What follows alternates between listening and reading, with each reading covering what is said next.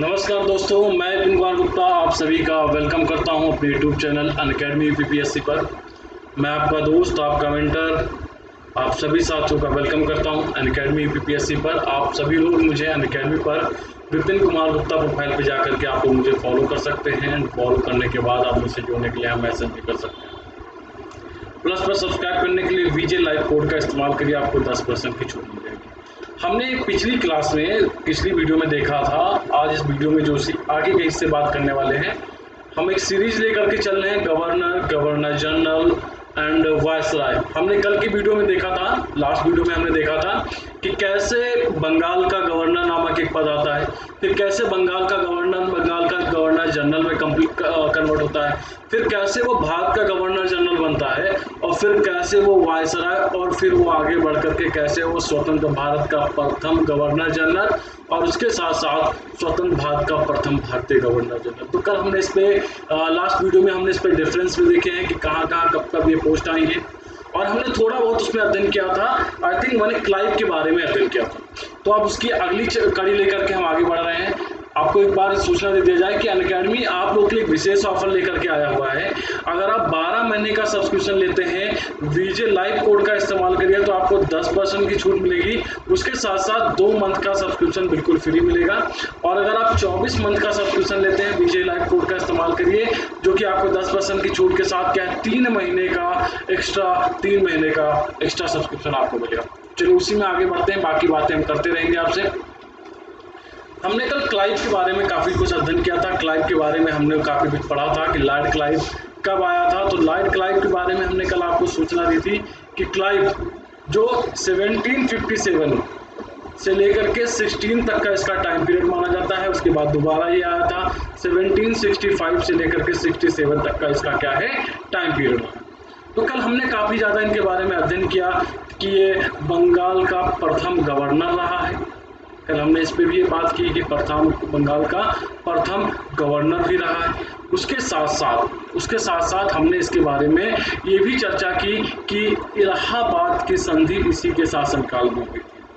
इलाहाबाद की संधि ये इसी के शासनकाल में ही हुई थी। अब इलाहाबाद की संधि क्या होती है? इलाहाबाद की 2 संधि हुई, प्रथम हुई और द्वितीय हुई।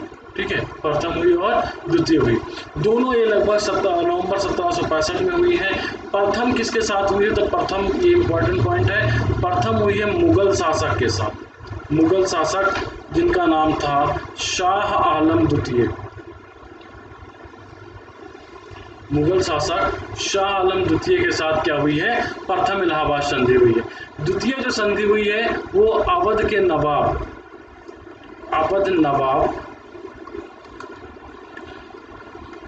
शुजाउद्दौला के साथ में हुई है। तो ये 2 इनकी इलाहाबाद की संधियां हुई, 2 इलाहाबाद की क्या हुई? इनकी संधियां हुई हैं। उसके साथ साथ हमने आपको बताया था कल की क्लास में कि इसने इलाहाबाद की बात कर लेते हैं, और कड़ा, ये दोनों क्षेत्र किसको दिए? पहले इसने दे दिए मुगल बादशाह को, लेकर के किससे दे दिया? मुगल बादशाह को दिया। और था ये किसके पास? तो मुगल बादशाह के अवध के नवाब के पास था, उनको लेकर के इसने क्या किया? मुगल बादशाह को दे दिया। लेकिन आगे चल करके यही बनारस की संधि में हम बात करेंगे लॉर्ड क्लाइव के बारे में। 50 लाख रुपए लेकर के इसने कड़ा और इलाहाबाद क्या है, इसने अवध के नवाब को वापस कर दिया। अवध के नवाब को क्या किया? इसने वापस कर दिया। तो ये बनारस की संधि रही है। बनारस की संधि जो कि किसके शासनकाल में हुई है? जो कि लॉर्ड क्लाइव के शासनकाल में, जिसको माना जाता है कि लॉर्ड क्लाइव के शासनकाल में ही हुई थी। हमने आपको बताया था कल कि इसके शासनकाल में श्वेत विद्रोह भी हुआ था।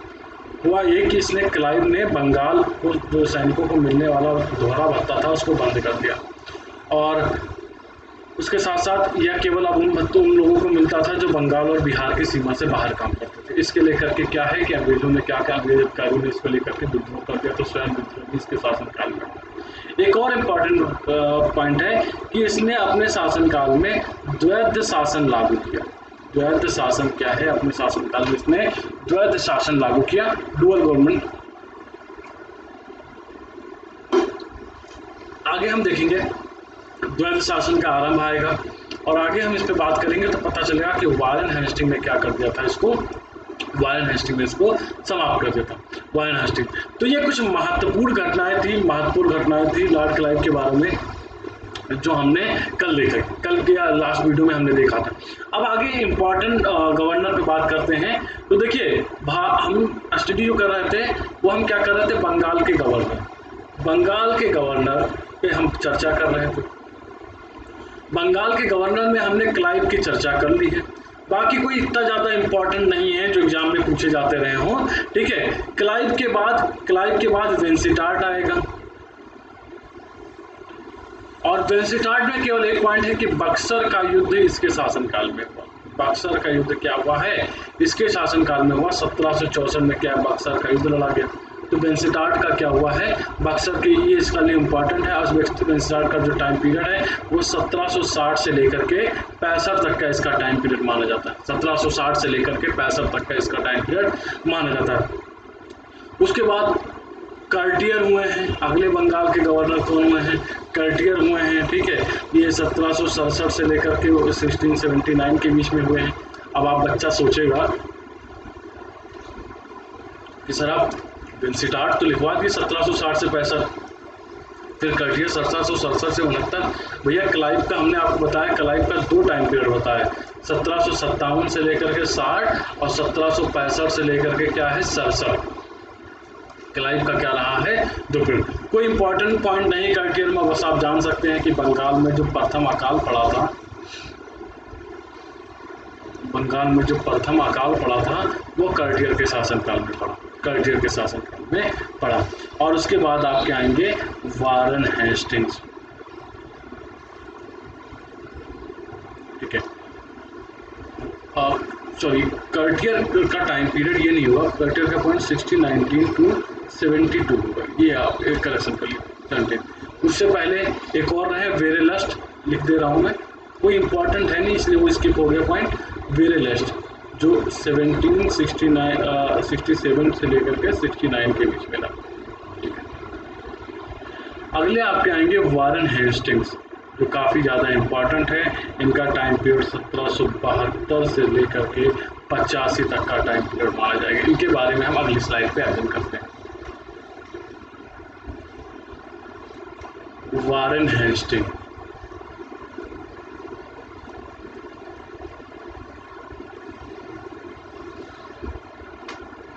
इनका टाइम पीरियड हमने ओवरऑल बताया 1772 से लेकर के 85।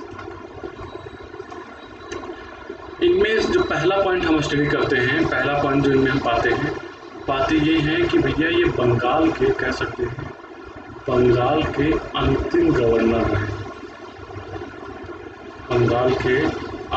गवर्नर रहे, कैसे, क्योंकि 1773 का रेगुलेटिंग एक्ट आएगा, ठीक है। 1773 का रेगुलेटिंग एक्ट आएगा और उसके बाद ये क्या बना दिया जाएगा, बंगाल के गवर्नर को पद हटा करके क्या है, बंगाल का गवर्नर जनरल बना दिया जाएगा। तो 1773 ईस्वी के रेगुलेटिंग एक्ट के तहत क्या हो जाएगा, बंगाल का प्रथम गवर्नर जनरल, बंगाल का क्या रहेगा, प्रथम गवर्नर जनरल किसको बनाया जाएगा, वारेन हेस्टिंग्स को बनाया जाएगा। काफ़ी इंपॉर्टेंट काम हुए हैं इनके शासनकाल में, काफ़ी इंपॉर्टेंट शासनकाल में। तो प्रथम गवर्नर जनरल क्या है। हम राजस्व व्यवस्था आपको प्लस पर पढ़ाते हैं। अच्छा, जो भी साथी हमारे साथ पहली बार जुड़ रहे हैं, आप अनअकैडमी लर्निंग ऐप पर विपिन कुमार गुप्ता प्रोफाइल पर जा करके आप लोग मुझे फॉलो कर लीजिए। एंड फॉलो करने के बाद आप लोग मुझे यहीं से मैसेज कर सकते हैं हमारे साथ जुड़ने के लिए। प्लस पर सब्सक्राइब करने के लिए वीजे लाइव कोड का इस्तेमाल कीजिए, पूरा डिटेल में कोर्स हम हिस्ट्री पढ़ाएंगे वहाँ पे। उसके साथ साथ अनअकैडमी आप लोग के लिए 12 महीने पर एक ऑफर लेकर के 12 महीने के साथ साथ आपको 2 मंथ का सब्सक्रिप्शन बिल्कुल फ्री मिलेगा।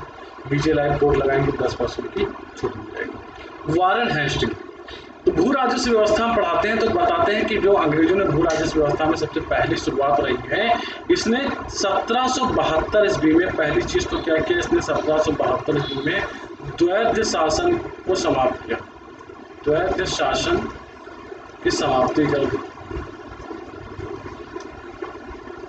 और 1772 ईस्वी में ही इन्होंने पंचसाला एक भू राजस्व व्यवस्था थी या पंचवर्षीय, इसी को पंचवर्षीय के नाम से भी जाना जाता है, पंचसाला या पंचवर्षीय, तथा 1777 ईस्वी में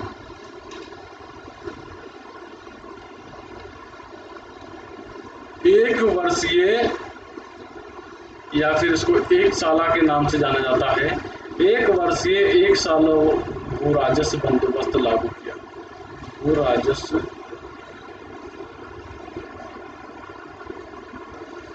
बंदोबस्त किया, ठीक है। तो इनका जो पहला काम रहा 1772 ईस्वी में पंचसाला पंचवर्षीय और 1777 ईस्वी में एक साला या एक वर्षीय भू राजस्व बंदोबस्त क्या इसने किया। आगे बात करते हैं इन पे, काफ़ी अच्छे पॉइंट हैं इन पे और जो एग्जाम के हिसाब से बहुत ही ज़्यादा इम्पोर्टेंट रहे हैं आपके, ठीक है। इसमें 1773 के रेगुलेटिंग एक्ट के तहत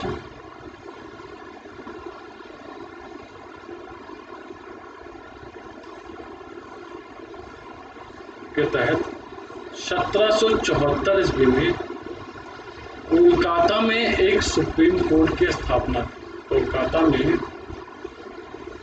एक सुप्रीम कोर्ट की स्थापना, किसकी स्थापना की? 1773 में रेगुलेटिंग एक्ट के तहत कोलकाता में एक सुप्रीम कोर्ट की स्थापना की। इससे क्वेश्चन कई बार पूछे गए हैं, इससे क्वेश्चन पूछे गए हैं कि इसका मुख्य न्यायाधीश कौन रहा है और उसके साथ साथ जो आपके रहे हैं कि अन्य न्यायाधीश कौन कौन रहे हैं। ये आपके लोअर पीसीएस या यूपीडब्ल्यूएससी के एग्जाम में कई बार क्वेश्चन इससे पूछा गया है, तो एक बार हम जरा चर्चा कर लेते हैं। इसके मुख्य न्यायाधीश कौन थे? इसके मुख्य न्यायाधीश इम्पे थे, ठीक है, इम्पे थे। और अन्य न्यायाधीश में जो आएंगे वो चैम्बर्स आएंगे, लिमेस्टर आएंगे एंड हाइट आएंगे। ये अन्य न्यायाधीश थे। इसने क्या किया गया था, इसका क्या किया था, इसने अन्य न्यायाधीशों की क्या की थी, इसकी नियुक्ति हुई थी। अन्य न्यायाधीशों की क्या हुई थी, इसकी नियुक्ति हुई थी। चलिए उसके साथ साथ हम अन्य बिंदुओं पर चर्चा करते हैं, अन्य बिंदुओं पर चर्चा करते हैं कि 1784 ईस्वी में विलियम जोन्स ने कोलकाता में एशियाटिक सोसाइटी की स्थापना की। किसकी? एशियाटिक सोसाइटी ऑफ बंगाल की स्थापना।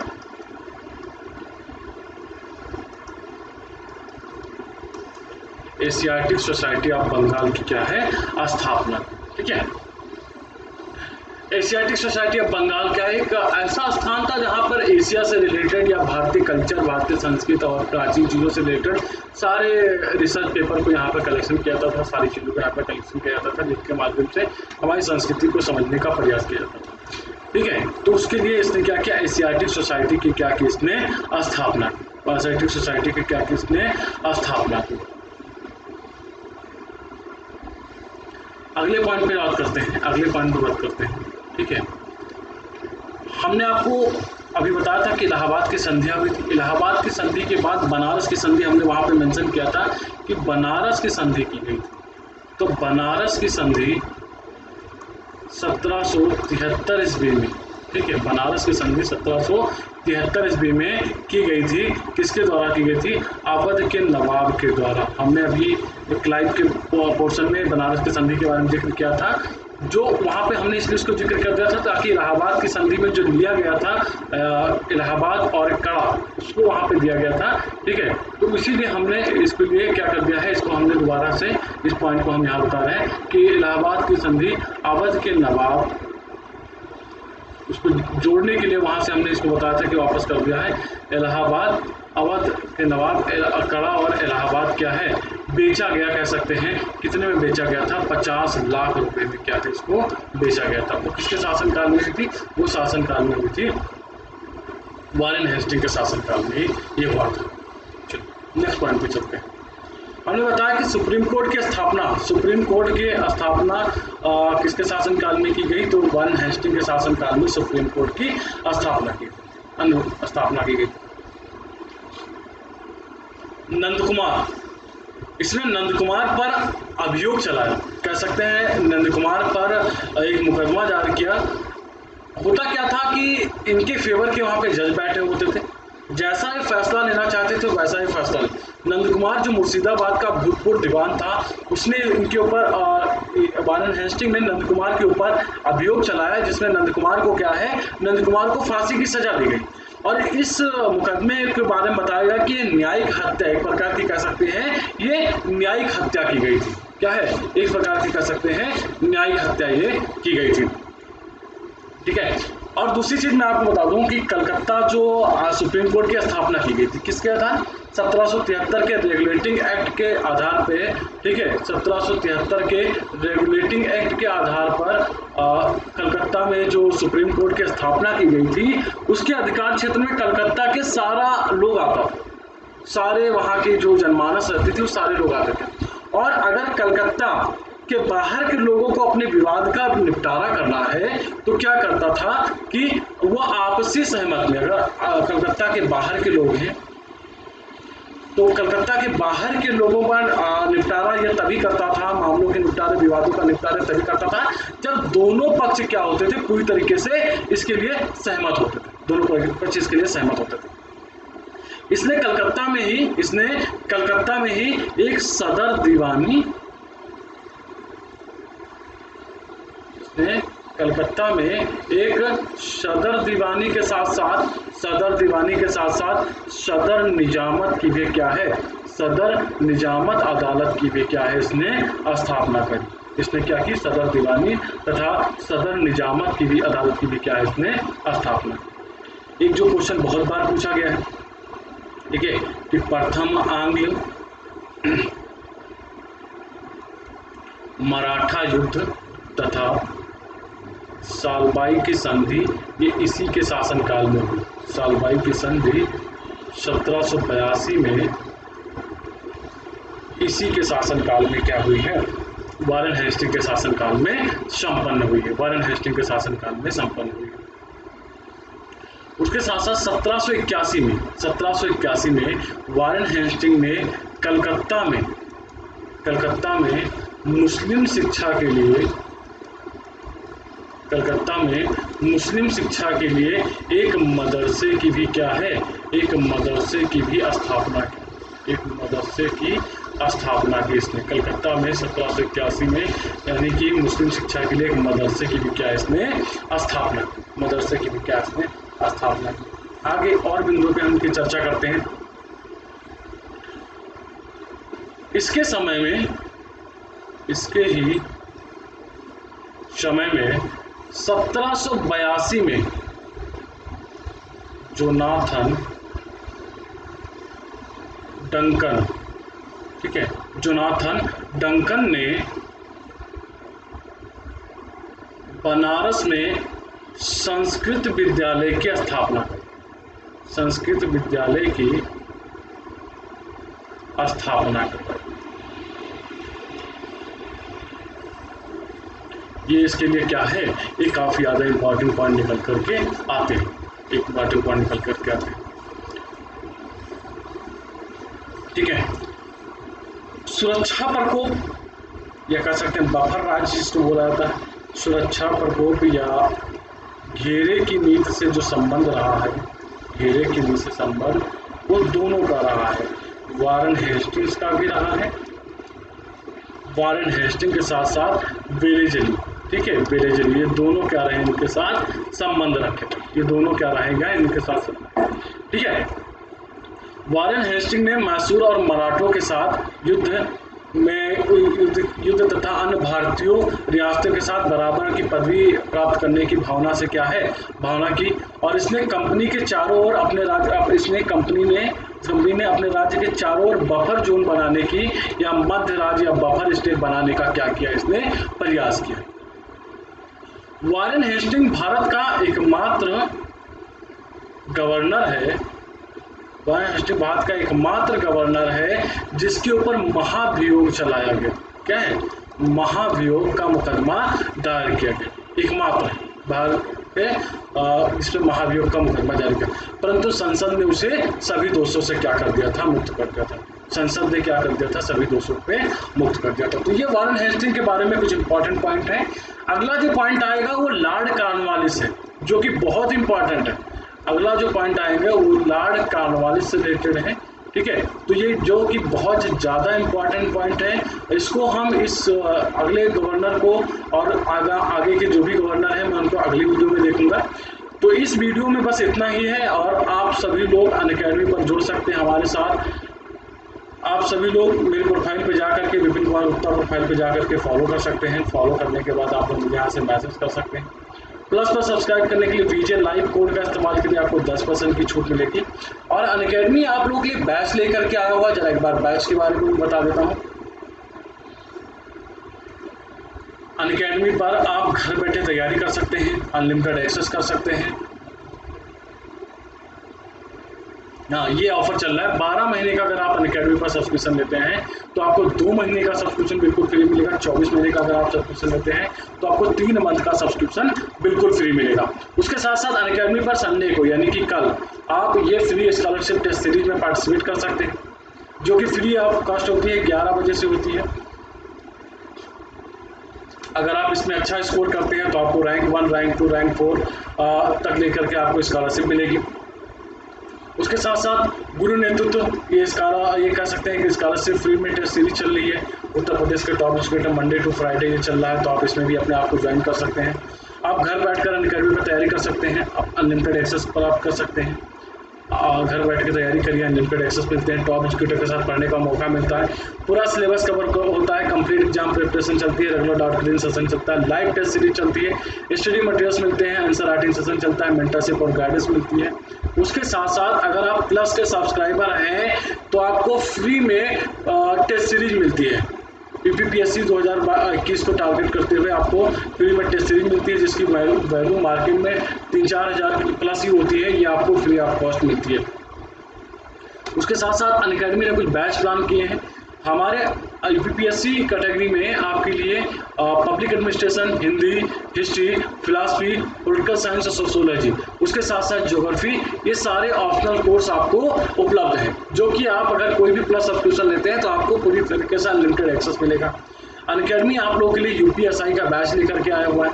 5 जून से बैच स्टार्ट हो रहा है। आप इसमें अपने टॉप एजुकेटर के माध्यम से बैच को कवर कर सकते हैं। मैं इसमें हिस्ट्री का पोर्शन ले रहा हूँ। आरओ 2021 प्रीलिम्स, जो कि 7 जून से बैच स्टार्ट हो रहा है, हिस्ट्री का पोर्शन मैं ले रहा हूँ, विपुल त्रिपाठी पॉलिटी का ले रहे हैं। तो पूरी टीम के साथ, अमरनाथ और हिंदी, पूरी टीम के साथ क्या है आप इसमें जुड़ सकते हैं।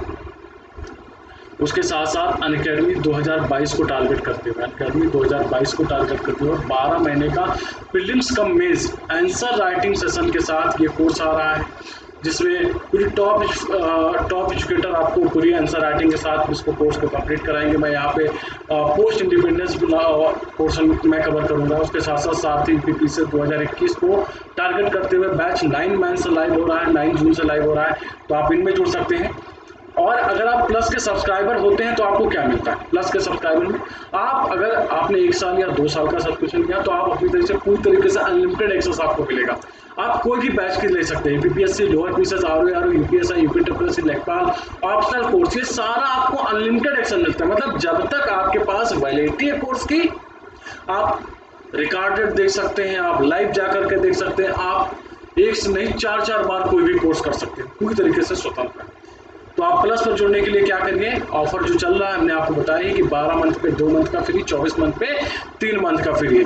तो आप वीजे लाइव कोड का इस्तेमाल कर लीजिए, 10% की आपको छूट मिल जाएगी। उसके साथ साथ आपको वैलिडिटी भी एक्स्ट्रा मिलेगी। तो आप हमारे साथ जुड़िए। उसके साथ साथ कॉम्बो सब्सक्रिप्शन का भी चल रहा है कि अनअकैडमी अपने सभी लर्नर्स के लिए लाया हुआ है। MPPSC, Vyapam, RPSC, UP